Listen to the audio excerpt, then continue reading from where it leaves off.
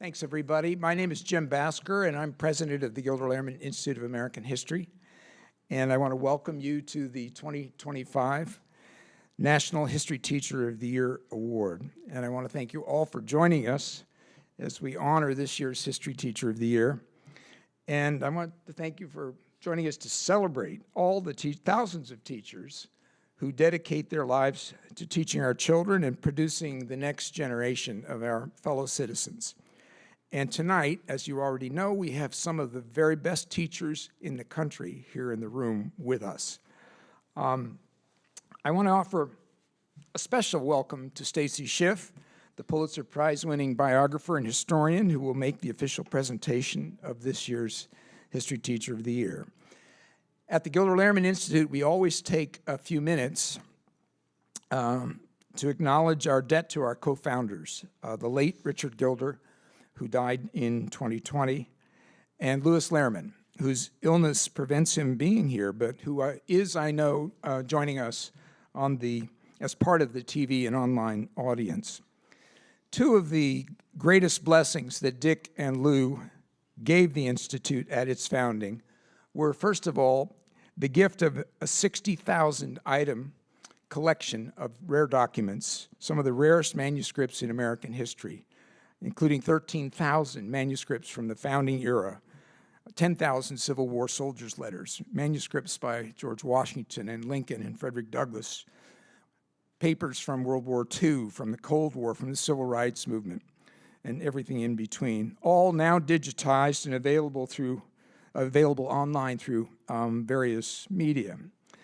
And the second gift, which was a relentless focus from the beginning on teachers, specifically using our resources to serve K-12 teachers, beginning in 1995 with a single teacher seminar at Yale University on the transatlantic slave trade, and then growing over time to include what you'll recognize now, first dozens of summer seminars, both residential and online every year, a symposium for 300 teachers each summer at Gettysburg College, year-round professional development in the form of self-paced courses and online programs like Inside the Vault and our weekly book breaks, a book talk program with top historians talking about their new books, an MA degree program. We partner with Gettysburg College, who accredit it. It's exclusively for teachers, and it's the highest quality and lowest cost MA in the country, currently enrolling almost 2,000 teachers who are scattered across the country doing the degree online. An affiliate school program that serves a network of more than 37,000 schools and about 100,000 teachers with free history resources, professional development opportunities, student programs, and so much else. Overarching them all is our History Teacher of the Year program, now in its 22nd year, which recognizes an outstanding history teacher in each of the 50 states, and then, as we will do in a few minutes in honoring the wonderful Valencia Abbott from North Carolina, a National History Teacher of the Year. This year, there were more than 8,200 teachers nominated by students, parents, principals, colleagues in the school.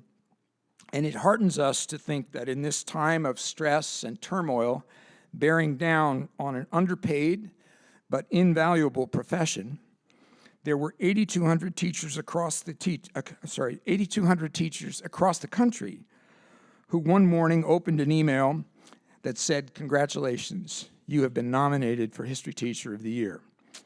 A small but meaningful lift in morale, I hope. There's always a great deal happening at Gilder Lehrman, and I'd like to take a moment, even as we're moving on to the ceremony, to share some quick updates about the latest. First, our citizenship exam program. With support from the Carnegie Foundation, this program has made the citizenship exam, available to individual students and to whole classes as part of a curriculum, both the long form and the short 10-question version of the exam on our website and on Kahoots.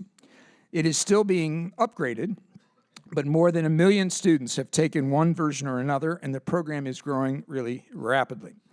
Next, our online study guide to help students prepare for the AP exam in African American Studies, a guide that is free and available to any student anywhere.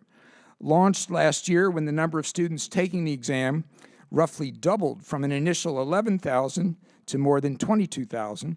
The site has already had more than 50,000 visits and is still being built out with resources from our collection, from Henry Louis Gates's 3-Minute Black History, and other top quality resources from many different institutions.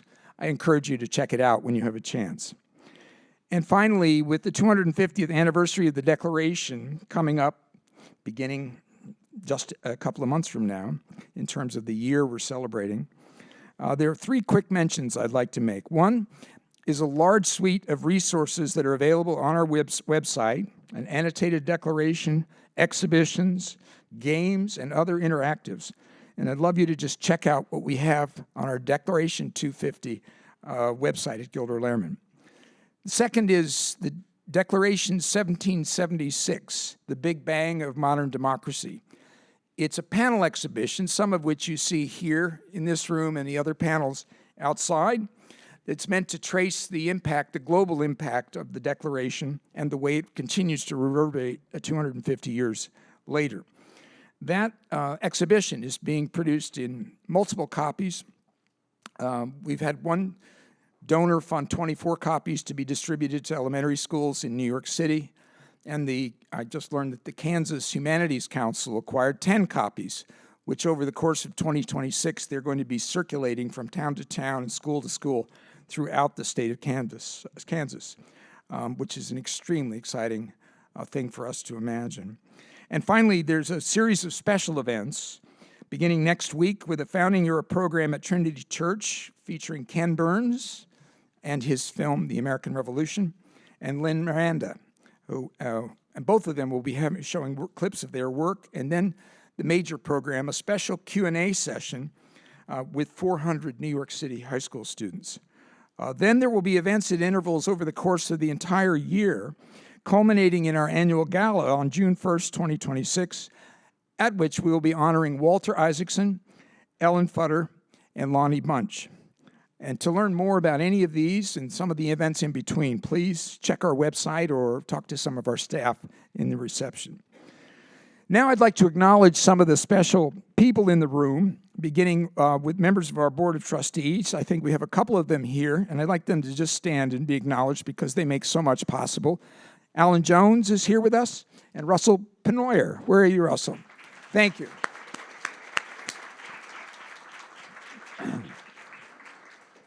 I think we have a couple of other VIPs in the room. The Executive Director of the National Council for History Education, Jessica Ellison. Are you here, Jessica? Yes.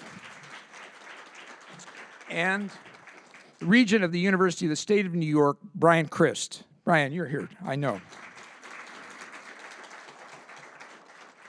And by the way, I want to give a special shout out to the Maxwell Hanrahan Foundation, who I've just learned will be funding our State History Teacher of the Year awards in the coming year. I want to single out also some other people in the room. We have a few members of our Student Advisory Council who are actually high school students and members of a 200-student council from across the country who meet with me and other of the program leaders at Gilder Lehrman once a month to give us advice and counsel and learn about programs in history and special collections and so forth. Would the students who are members of the Advisory Council stand up and just be recognized?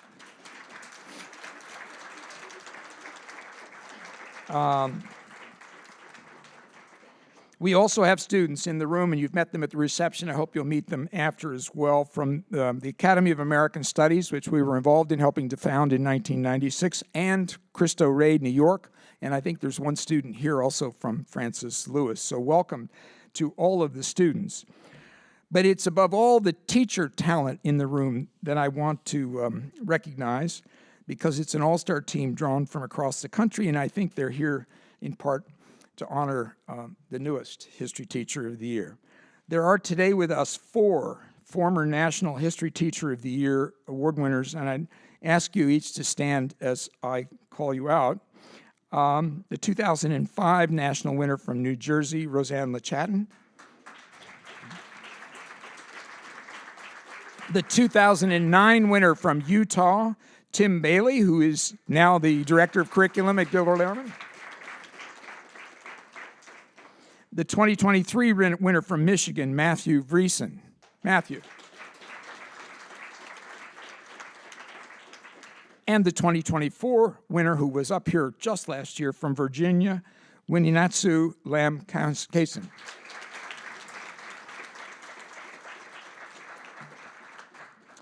And then I'd like to go on to recognize 5 state winners, one who is celebrating, I think, his 20th anniversary of his award in 2005, the New York State winner that year, Adam Stevens. Where are you, Adam?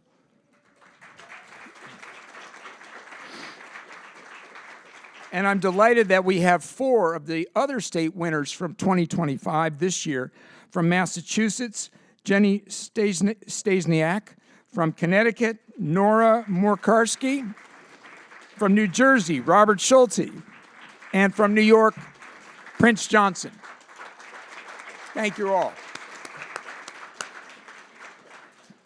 I'll just say that if we had a National Hall of Fame for great history teachers, this would be the induction ceremony tonight. Thank you for being here. Now it is my privilege to introduce the presenter of this year's award, the award-winning writer and historian, Stacy Schiff. Some of you will remember her for her biography of Mrs. Vladimir Nabokov, Vera, which won the Pulitzer Prize in 2000, or for her stunning Cleopatra, A Life, published in 2010. But I want to call out especially her great work in American history. Her books, there are 3 in particular I want to mention: A Great Improvisation, Franklin, France, and the Birth of America in 2005, which, by the way, won the George Washington Book Prize, which is co-sponsored by Gilder Lehrman. The Witches, Salem, 1692, published in 2015, which I know is special to a lot of us. And more recently, The Revolutionary, Samuel Adams, published in 22.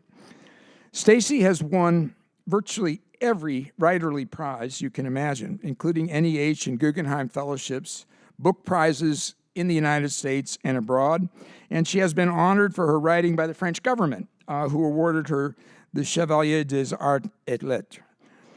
Other writers revere her, and I really wanted to say this tonight. Ron Chernow, who knows quite a bit about good writing, has said that, quote, she is incapable of writing a dull page or a lame sentence.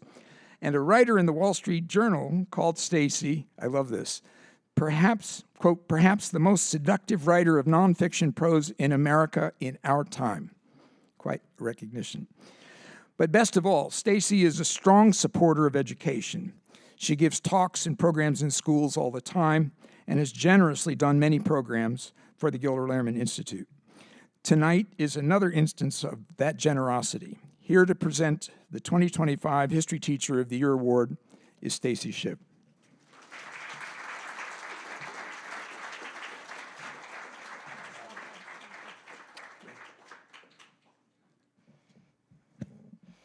Sometimes it's a cause for great joy when history repeats itself. This is the 22nd celebration of the National History Teacher of the Year Award. Since 2004, the discerning team at the Gilder Lehrman Institute has given out over $1 million to the virtuosos in that most critical and consequential profession, the K-12 teachers of American history. For every possible reason, I'm honored to join you to salute them, along with, in particular, the first North Carolina star in that firmament. Thank you, Jim. Thank you, Julia Milani. Thank you, Gilder Lehrman Institute, and congratulations belatedly but perpetually to the past laureates in the room. Whether you're teaching history well or writing it well or expounding on it well from your bar stool, the assignment is the same. You need to make the past come alive.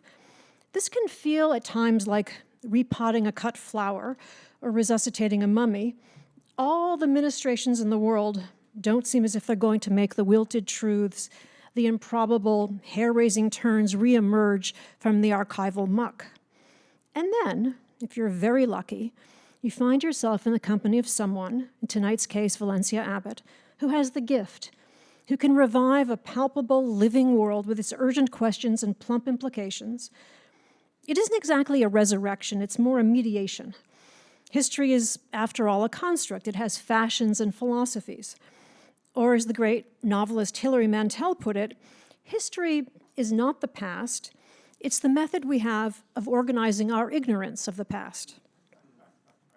Never was this more true to me than when researching the book Jim mentioned on Benjamin Franklin's years in France, years that correspond to the American Revolution, a revolution we would not have won without the French backing for which Franklin artfully arranged.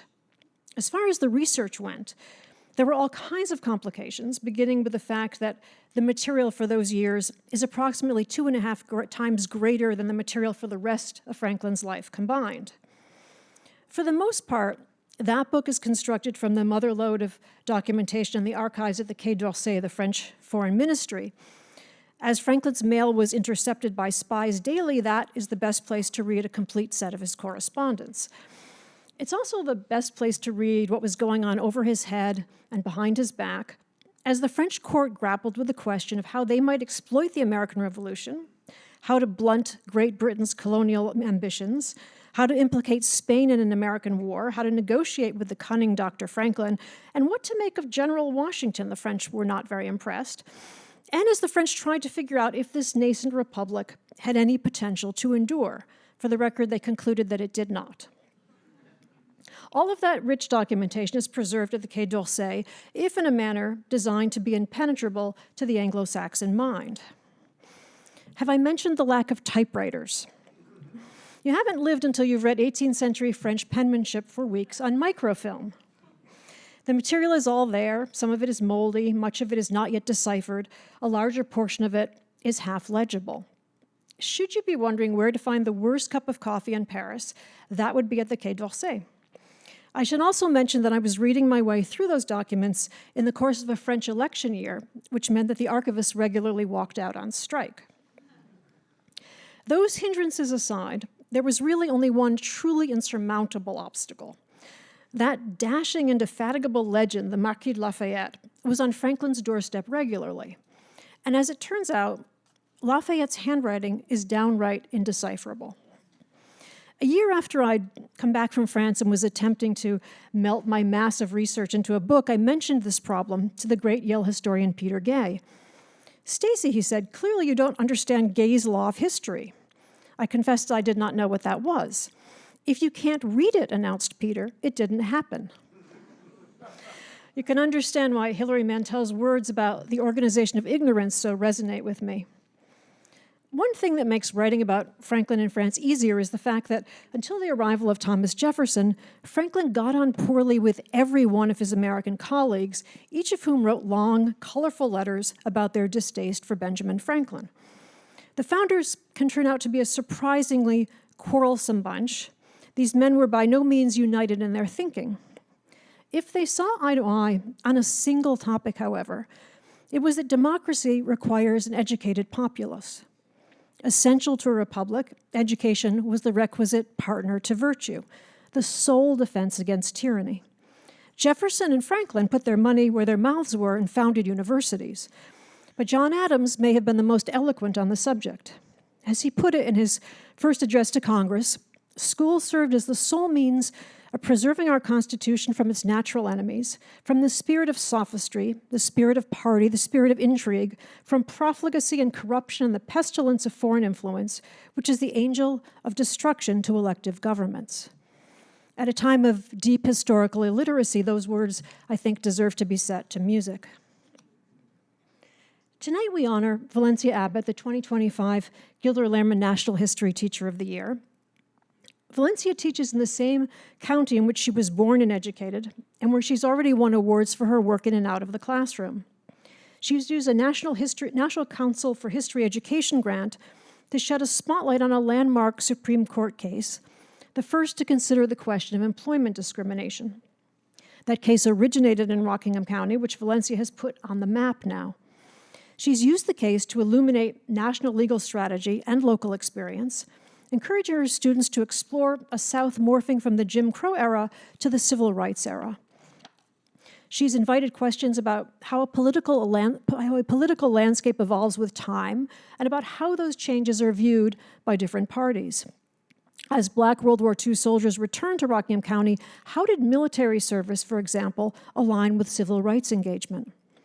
Valencia is teaching a generation not only how to read history, but where it comes from. Quite a task, as it can seem less than obvious to an adolescent that the past is something in which she will one day participate. Not only has Valencia integrated documentary videos into the project, she's introduced her students to such oddities as tape recorders and print newspapers, and God forgive her, microfiche. She knows that a history lesson is neither an activity nor a grade. It's one that calls on a student to exercise her creativity, to think critically, to assess her civic engagement. She's instilled rigor and curiosity at a time when media literacy and the ability to craft an accurate narrative from primary sources have never been so essential. She instills passion in her students, who have not only flourished but have won national recognition. And that passion is why, in a record-breaking year for submissions, she beat out those 8,200 other teachers for tonight's distinction. She knows that to empower her students to envision a better world, they need to know how the one they inhabit was constructed. Thanks to the Gilder Lehrman Institute, some of you will leave tonight with copies of The Revolutionary, my last book. It's a biography of Samuel Adams. It was devilishly difficult to write, as a book will be when it's about someone who for nearly a decade was in the eyes of Great Britain the most wanted man in America, who needed to make himself scarce as a consequence, who after the Revolution erased all his fingerprints, who disliked the spotlight in the first place, who wrote under some 40 pseudonyms, and who destroyed his papers. And I might add, who would be forever confused afterward with his younger cousin John, who came to eclipse him. One page of The Revolutionary was, however, deliciously easy to write. The dedication page wrote itself, in part because it was 40 years overdue. It speaks to the long tale of what Valencia and many of the rest of you do, and about what you might expect in the future. The Revolutionary is dedicated to Nancy Faust Sizer. Didn't expect to tear up, but Nancy Faust Sizer was my 11th grade US history teacher. My guess is that each of us in this room has had a Nancy Sizer or a Valencia Abbott in our lives. Many of us probably feel we're in this room in the first place only because of that individual. One of us is lucky enough to have had the actual Valencia in her life, and I'd like to call Natalie Jones to the stage. Natalie is a first-year student at the University of North Carolina, Greensboro. She's going to forgive me for crying, I think, and herself a future educator, and she's going to speak from a personal perspective to Ms. Abbott's classroom magic. Thank you.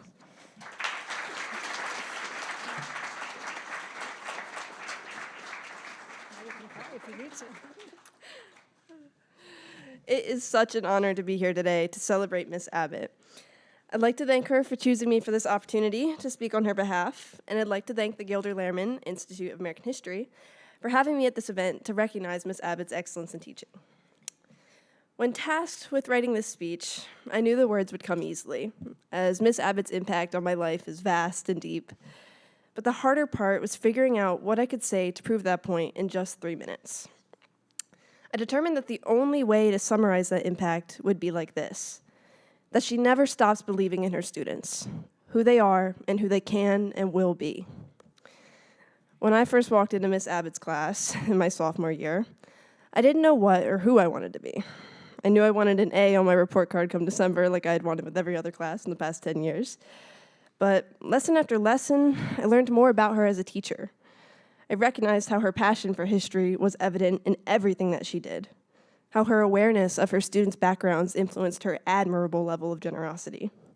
And what so many had mislabeled as having too high of expectations was truly just the level of, was truly just a standard at which she knew all of her students could achieve if they believed in themselves enough to try. Throughout that class, I was continually challenged as a student and academic writer, and ultimately, my brain felt rewired to be more satisfied with growth and what I considered myself capable of, rather than simply striving for an A. The recognition I would receive on how my work was better than the week prior, in any way, filled me with so much more pride than the score ever could. Miss Abbott's classroom felt like the first place that I truly experienced education, what it could be at its best and strongest point. And being able to learn in that treasured space is something I will never take for granted. Beyond empowering me as her student, Ms. Abbott emboldened me to be a researcher, a public speaker, a change maker, a historian, a leader, and the list goes on. She always believed in me, as she always believes in all of her students, and she finds and creates new opportunities every day to demonstrate those strengths. Not a class passes without Ms. Abbott, emphasizing that history is a reflection of our lives. She argues against this idea that history is some perfectly encapsulated record of the past, but that history is a living, breathing, and complex thing that extends past yesterday, moves through today, and shapes our tomorrow. I am history, you are history, and we are history. I never really knew what I wanted to be before her. Certain paths seem interesting, but nothing ever really seemed to stick. I'm now speaking to you today as an education major. I'm going to be a teacher. I know what I'm meant to do now, and I don't think I ever would have found it without her. When I think about excellence in teaching, I don't think about how well a teacher can get through the curriculum or how high their students' test scores are. I think about how they motivate their students.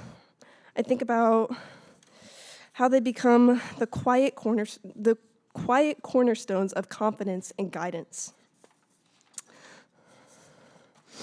Sorry. I think about how well they can motivate their students, how they become the quiet cornerstones of confidence and guidance in students' lives, and how excellent they are at making their students believe that they matter to this world in large and small ways. Ms. Abbott is all of these things and more, and she will always be more than just my teacher to me. She's an inspiration.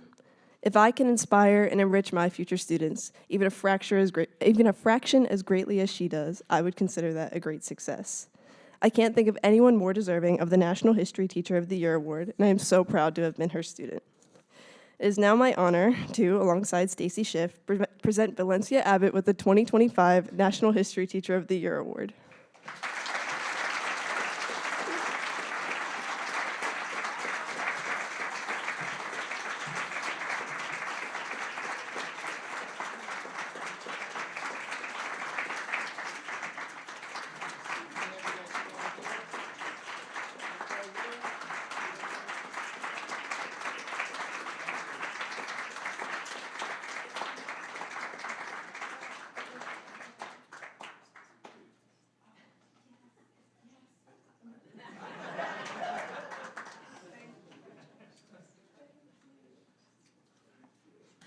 Thank you. Thank you all. It seems like I've said that 1,000 times over the last couple of months, and it still doesn't seem like it's enough. Also, this has put me in such a reflective space. As I know that these awards, the 2025 North Carolina History Teacher of the Year, and then finalists of the National History Teacher of the Year, and now History Teacher of the Year, did not come about with one lesson, one activity, or one moment, but a culmination of the elements of teaching, as I'm sure that was the case for many of the state winners and finalists. And to be in their company in itself is an honor. And while I want to name each and every one, I've been told that I have a time limit. So, let me lift up just a few who cannot go unnamed. First, my colleagues, both at my current school, RECHS, and those that I've shared hallways, cafeterias, and teacher workrooms with at other schools. To my principal, Laura Carter, your leadership and support means more than words can say. And to two former administrators who were pivotal in shaping my teaching journey, Ms. Diane Hill of RECHS and Vice Principal Charlotte Best of Gifford Preparatory Academy. Thank you for seeing in me what I had not seen in myself. The company you keep truly determines the direction you grow. The organizations that have supported on so many levels, from content and curriculum to networking and social and emotional support, with our civics, the National Endowment of the Humanities, the North Carolina Holocaust Council, the Carter G. Woodson Book Committee of the National Council of Social Studies, Carolina K-12, the Zen Education Project, and especially the National Council of History Education. My 3-year fellowship with their rural experience in America became the foundation for my National History Teacher of the Year application. That project allowed my students and me to uncover stories that had been hidden in plain sight, reshaping how we saw our community and our place in the larger American narrative. And a special thank you to Gilder Lehrman Institute of American History, not only for this award, but for also allowing me to bring new resources and scholarships into my classroom every month. I truly believe the greatest compliment that you can give a teacher is to help them teach their students. A quote was requested and given, and is worth repeating here now. Being named the 2025 National History Teacher of the Year is a tremendous honor and a reflection of the power in storytelling and education. I am deeply grateful for the opportunity to inspire students to see themselves in history, to amplify their voices that have long been overlooked and undertold, and to remind every young scholar that their story matters. And while this award carries my name, it truly belongs to every student who has crossed my classroom threshold, starting with my first students, my daughters, with whom I experienced the perfect combination of motherhood and being a history nerd. So a heartfelt thank you to my daughters who had sworn that they had been to more museums than any normal people on earth. And this was before I became a teacher. I did not become a teacher until I was nearly 40 years old. So yes, those of who teach history and math is a little harder to grasp. That makes me 61. So in my notes, this is where I pause for that audible gasp, because you don't think I'm 61. Yeah, thank you. All right. All right. So my message to those who are teaching and telling those undertold stories, especially in K-12, that it's important to tell our stories, and stories not of fantasy, but of the historical truth built into the primary and secondary sources that reveal our narratives. Not a set agenda, but providing our students the historical skills, such as the use of a transcript of a United States Supreme Court case that provided the very evidence leading to 2 historical markers in Rockingham County. The court case of Griggs versus Duke Power, for which I wagered before 2018, almost 90% of my hometown did not know it originated in our own backyards.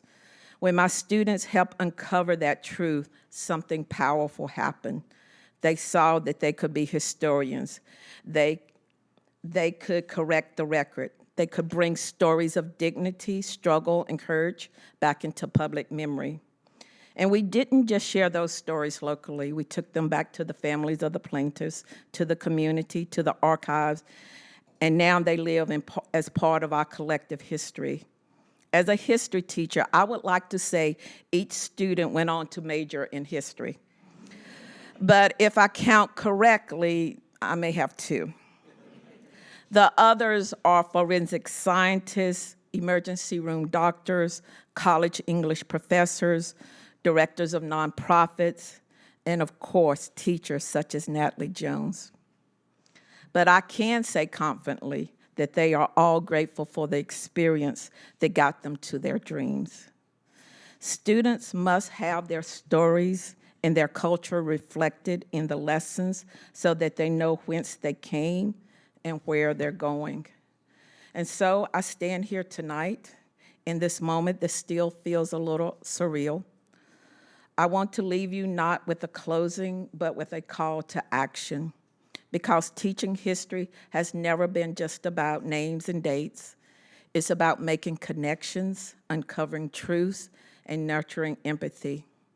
It's about giving students tools to ask whose story hasn't been told yet and the confidence to go find the answer. We live in a time where narratives are contested, where the truth in itself is sometimes treated as optional, and whence the teaching of history can feel like a true act of courage. But it's precisely in these times that the role of the history teacher becomes most vital. Our classrooms become sanctuaries for the truth, inquiry, and humanity. They are the laboratories of democracy, not the kind filled with microscopes and beakers, but the kind where students learn to examine evidence, weighing competing claims, and thinking critically about the world around them. Every time a student realized that their community, their family, their ancestors, those who labored, dreamed, protested, and persevered are part of the grand narrative of this nation, something transformative happens. They begin to understand that history is not something that happened to people. It is something made by people, people just like them. When my students uncovered the story of Griggs versus Duke Power Company, they were not just researching a legal case. They were reclaiming a piece of Rockingham County's soul. They were taking ownership of a story that shaped the course of employment law and equal opportunity in America, and realizing that evidence of change begins at home. Those moments of discovery, those quiet aha moments when history suddenly becomes personal. That's why we teach. That's why I teach. And for me, it's never been about being the smartest person in the room. It has been about being the most curious. It's about asking questions, listening deeply, and encouraging my students to see themselves as part of something larger. The historian and educator Dr. Carter G. Woodson said, "Those who have no record of what their forebears have accomplished lose the inspiration which comes from the teaching of biography and history." That quote has lived with me throughout my career, and I've seen its truth in every classroom I've ever taught. To my fellow teachers, whether you're in your first year or your 40th, know that your work matters. Every lesson, every conversation, every project, every spark of curiosity you ignite will ripple through generations. You may never know the full reach of your influence, but it exists in every student who learns to question, to think, and to care. And to my students, past and present, you have taught me far more than I could teach you. You've taught me resilience and creativity and courage. You've shown me the future of history and the future of this country is in good hands. You are the living proof that when young people are trusted with the truth, they rise to the occasion. This honor, being named the 2025 National History Teacher of the Year, belongs to you as much as it belongs to me.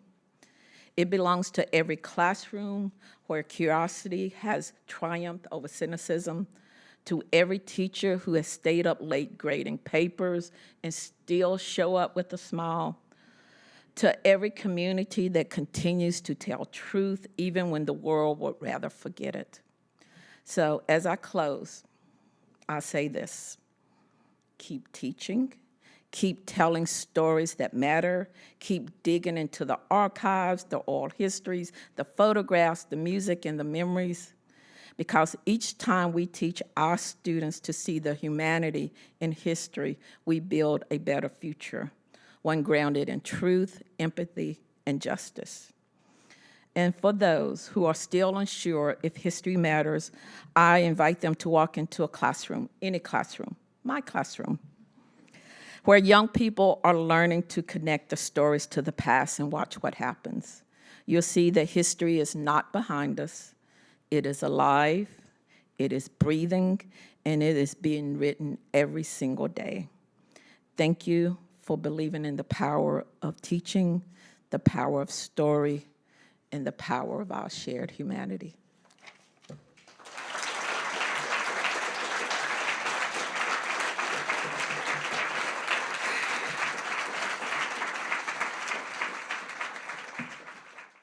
so glad that Valencia mentioned the classroom, and I want to take just a minute in a closing comment to say, first, congratulations, and so well-deserved. Thank you for sharing those heartfelt reflections. And the final thought I wanted to offer, just in your wake, I think everyone in this room knows and shares this feeling that we're grateful to teachers for many different reasons, for inspiring and developing young minds, for being first responders and mentors and coaches and advisors, and for shaping the next generation of our fellow citizens. But recent history has brought another aspect of their work into view. And here we are the day after an election in a time of harsh divisions and rancor in our public life.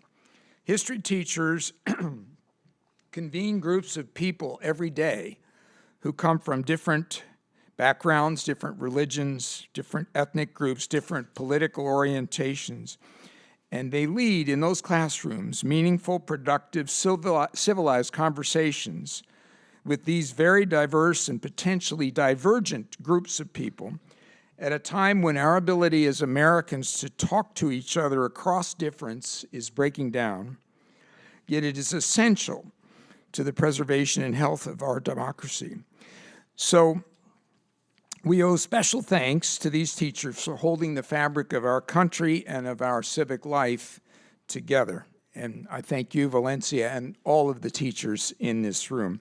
With all this in mind, when you go home tonight, I think I'd ask you to do one thing, which is to think of Valencia Abbott and all of the great teachers in this country, and go online and nominate a candidate for History Teacher of the Year in 2026. And then we'd love to see you back in this room to honor that person. Thank you for being part of this evening. Let's have a drink together.